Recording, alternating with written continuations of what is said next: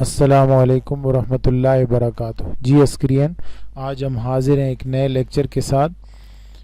آج ہم دیکھیں گے سورۃ البقرہ، رکوع نمبر 9۔ اعوذ باللہ من الشیطان الرجیم، بسم اللہ الرحمن الرحیم۔ وَإِذْ، اور جب، قتلتم، آپ نے قتل کیا، نفساً، ایک جان کو، فادارأتم، پھر اختلاف کیا آپ نے، فیہا، اس قتل کے بارے میں۔ دائرہ کیا ہوتا ہے کہ ایک چیز، ایک نے کہا آپ نے قتل کیا، اس نے کہا نہیں فلاں نے کیا، اس نے کہا نہیں فلاں نے کیا، اس نے کہا نہیں فلاں نے کیا، تو ایک دوسرے پر ڈالتے رہے۔ واللہ، اور اللہ تعالی، مخرجن، ظاہر کرنے والا ہے، نکالنے والا ہے، ما، اسے، کنتم تکتمون، جو آپ چھپاتے تھے۔ فقلنا، پس ہم نے کہا، اضربوہ، مارو اسے، ببعضھا، کچھ حصہ، یعنی گائے کا کچھ حصہ، اس مقتول کو مارو، کذالک، اسی طرح، یحیی اللہ الموتى، اللہ تعالیٰ زندہ فرما دیں گے مردے کو، ویریکم، اور دکھاتا ہے اللہ تعالیٰ آپ کو، آیات ہی، اپنی نشانیاں، لعلکم تعقلون، تاکہ آپ سمجھ جائیں۔ ایک دولت مند اسرائیلی کے قتل کا واقعہ پہلے گزر چکا ہے، اسی کی طرف اشارہ ہے، اور اللہ تعالیٰ اسی کی طرف فرما رہے ہیں کہ ہم نے گائے ذبح کروانے کا حکم دیا تھا، اور جب گائے ذبح ہو گئی تو ہم نے کہا کہ اس کا ایک گوشت کا ٹکڑا مقتول کے ساتھ لگائیں، تو مقتول زندہ ہو کے بتا دے گا کہ مجھے کس نے قتل کیا۔ تو جب انہوں نے ایسا کیا تو مقتول زندہ ہو کے بیٹھ گیا اور اس نے بتا دیا کہ مجھے فلاں شخص نے قتل کیا، اور پھر وہ چلا گیا۔ یہ اتنا بڑا معجزہ تھا، اتنی بڑی آیت تھی، نشانی تھی، کہ لوگوں کو اس کے بعد کبھی بھی اللہ کی نافرمانی نہیں کرنی چاہیے تھی، کہ وہ سمجھ گئے تھے کہ اللہ تعالیٰ اس طرح مردوں کو زندہ کر دیتے ہیں، اور اللہ تعالیٰ کے پاس گواہی اور ثبوت کے سارے ذرائع موجود ہوتے ہیں، اس لیے اللہ کی نافرمانی کبھی نہیں کرنی چاہیے۔ لیکن ہوا کیا، ثم، پھر، قست قلوبکم، پھر سخت ہو گئے آپ کے دل، من بعد ذالک، اس کے بعد، فہی، پس وہ، کالحجارۃ، پتھر کی طرح، او، یا، اشد قسوہ، اس سے بھی زیادہ سخت ہو گئے۔ وَإِنَّ، اور بے شک، من الحجارۃ، کچھ پتھر ایسے بھی ہوتے ہیں، لما یتفجر، پھوٹ پڑتی ہیں ان سے نہریں۔ وَإِنَّ، اور بے شک، منہا، ان میں سے کچھ پتھر ایسے بھی ہوتے ہیں، لما یشقق، پھٹ جاتے ہیں، فیخرج منہ الماء، اس میں سے پانی نکل آتا ہے۔ وَإِنَّ مِنْهَا، اور کچھ پتھر ایسے بھی ہوتے ہیں، لما يَهْبِطُ مِنْ خَشْيَةِ اللَّهِ، جو اللہ کے ڈر سے گر پڑتے ہیں۔ وَمَا اللَّهُ بِغَافِلٍ عَمَّا تَعْمَلُونَ، اور اللہ تعالیٰ غافل نہیں ہے ان کاموں سے جو آپ کر رہے ہیں۔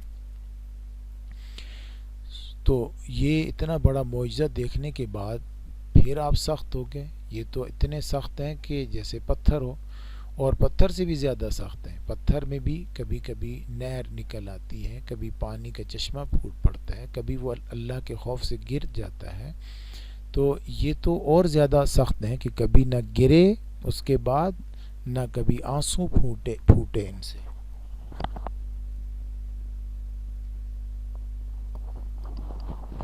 فرمایا، کیا، پس، تطمعون، کیا وہ امید رکھتے ہیں، آپ امید رکھتے ہیں، ان یؤمنو، یہ کہ وہ ایمان لائیں گے، کم، آپ پر، وقد کان فریق، حالانکہ ان میں سے ایک جماعت، یسمعون کلام اللہ، جو اللہ کی بات، اللہ کے کلام کو سنتی تھی، ثم، پھر، یحرفون، بدل دیتی، من بعد ما عقلوہ، اس کے سمجھنے کے بعد، وہم یعلمون، اور یہ کام وہ جان بوجھ کر کرتے تھے۔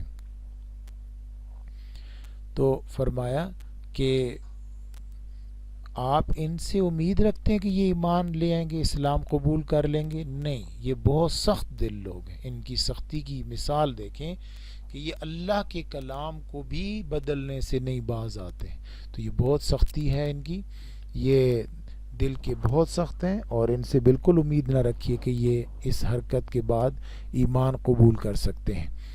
فرمایا کہ وَإِذَا، اور جب، لقو، وہ ملتے ہیں، الذین آمنوا، ان لوگوں سے جو ایمان لائے ہیں، قالوا آمنا کہتے ہیں ہم ایمان لائے ہیں، وَإِذَا خَلَا بَعْضُهُمْ إِلَى بَعْضٍ اور جب وہ تنہا ہوتے ہیں، خلا خالی سے ہے تنہا ایک دوسرے کے پاس، قالوا وہ کہتے ہیں کیا تحدثونہم تم بتاتے ہو ان کو، بما فتح اللہ علیکم وہ چیزیں جو اللہ تعالیٰ نے کھولی ہیں تم پر، لیحاجوکم تاکہ جھگڑا کریں تمہارے ساتھ ان چیزوں کے بارے میں تمہارے رب کے سامنے، افلا تعقلون کیا تمہیں عقل نہیں ہے؟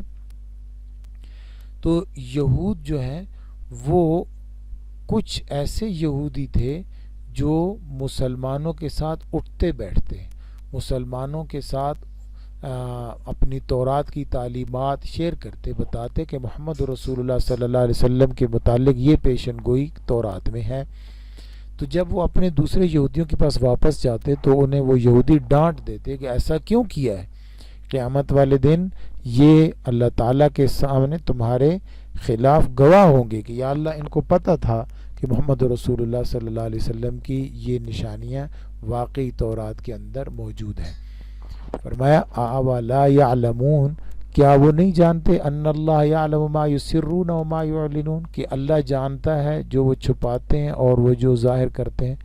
اگر وہ اپنے دوستوں کو ڈانٹ دیتے ہیں کہ آپ نے اللہ تعالیٰ کی ان آیات کے متعلق اور ان نشانیوں کے بارے میں مسلمانوں کو کیوں بتایا ہے، قیامت والے دن یہ آپ کے خلاف گواہ ہوں گے، تو کیا اللہ کو نہیں پتا؟ ان کے بتانے سے پہلے کیا اللہ کو نہیں پتا؟ تو یہ کیوں اس طرح کی حرکت کرتے ہیں؟ یہ ان کے دل کے سخت ہونے کی نشانی ہے۔ ایک اعتراض ان کے ان پڑھ لوگوں کے خلاف کہ ان پڑھ لوگ ومنہم ان میں سے امیون کچھ ان پڑھ لوگ ہیں، لا یعلمون الکتاب جو کتاب کو نہیں جانتے، الا امانیہ مگر آرزویں، وانہم الا یظنون اور نہیں ہیں وہ مگر گمان رکھنے والے، یعنی وہمی قسم کے لوگ ہیں۔ وہ یہ سمجھتے ہیں امی ہیں، یعنی امی کا مطلب سے ہے جس نے باقاعدہ کہیں سے پڑھا نہ ہو، بس جو سیکھا ہے اپنی ماں سے ہی سیکھا ہے، وہی کچھ سیکھا ہوا ہے، کسی کتاب سے کسی مکتب میں جا کے نہیں پڑھا۔ اور دوسرا امانی امنیتن کی جمع ہے، اس کا مطلب ہے کہ خواہشیں، آرزویں، تو وہ کتاب کو بس صرف آرزویں پوری کرنے کا ایک ذریعہ سمجھتے ہیں، من گھڑت قصے ہیں جن سے آپ تھوڑا سا محظوظ ہو سکتے ہیں بس، اور کتاب کا کوئی فائدہ ان کے ہاں نہیں ہے۔ ایسے ان پڑھ لوگ بھی یہودیوں کے اندر موجود ہیں۔ فرمایا کہ یہ تو ان کے جاہلوں کے بارے میں بات تھی، ان کے پڑھے لکھے لوگوں کے بارے میں کیا ہے؟ فویلن پس خرابی ہے، للذین ان لوگوں کے لیے، یکتبون الکتاب بایدیہم جو لکھتے ہیں کتاب اپنے ہاتھوں سے، ثم یقولون پھر وہ کہتے ہیں ھذا من عند اللہ یہ اللہ کی طرف سے ہے، لیشتروا بھی ثمنا قلیلا تاکہ اس کے ذریعے سے کچھ قیمت وصول کر پائیں یا خرید پائیں۔ فویلن پس خرابی ہے ان کے لیے، مما کتبت ایدیہم ان چیزوں کے متعلق جو ان کے ہاتھوں نے لکھا، وویل لہم مما یکسبون اور خرابی ہے اس کے بارے میں جو انہوں نے اس کے ذریعے سے کمایا۔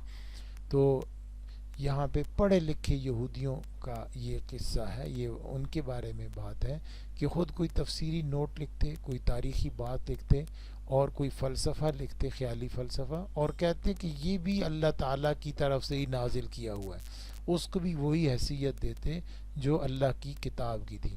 تو فرمایا کہ کتنی نازیبہ حرکت ہے یہ ان کی، اور اس نازیبہ حرکت کے ذریعے سے انہوں نے کتنا بڑا گناہ کر لیا ہے، یا یہ مطلب ہے کہ جو مالی فائدہ وہ حاصل کر رہے ہیں وہ کتنا برا ہے۔ وقالو اور انہوں نے کہا لن تمسنا النار ہمیں ہرگز نہیں چھوئے گی آگ، الا ایام معدودات مگر کچھ دن، معدودہ چند دن، گنتی کے دن۔ قل فرما دیجئے اتخذتم عند اللہ عہدا کیا تم نے اللہ سے کوئی وعدہ لیا ہوا ہے، فلن یخلف اللہ عہدہ کہ اللہ اپنے وعدے کے خلاف نہیں کرے گا، ام تقولون علی اللہ ما لا تعلمون یا تم اللہ کے خلاف وہ بات کہہ رہے ہو جس کا تمہیں علم ہی نہیں ہے، اس کے بارے میں تمہیں پتہ ہی نہیں ہے۔ تو یہودیوں کا ایک عقیدہ تھا کہ جتنے دن ہمارے آباء و اجداد نے گائے کے بچے کی بچڑے کی پوجا کی ہے 40 دن، اتنے دن ہی ہمیں جہنم میں پھینکا جائے گا، ورنہ ہم سارے کے سارے جنتی ہیں۔ تو یہ ان کا خیال تھا۔ اللہ تعالیٰ نے فرمایا کہ ایسا تو کچھ نہیں ہے۔ اللہ کا قانون کیا ہے جنت اور دوزخ کے بارے میں؟ فرمایا بلا من کسب سیئۃ، بلکہ جو شخص برائی کرے گا واحاطت بہ خطیئتہ، اور گھیر لیا ہوگا اس کو اس کی خطاؤں نے، فاولئک اصحاب النار، پس وہ لوگ دوزخ والے، ہم فیہا خالدون، اس میں ہمیشہ رہیں گے۔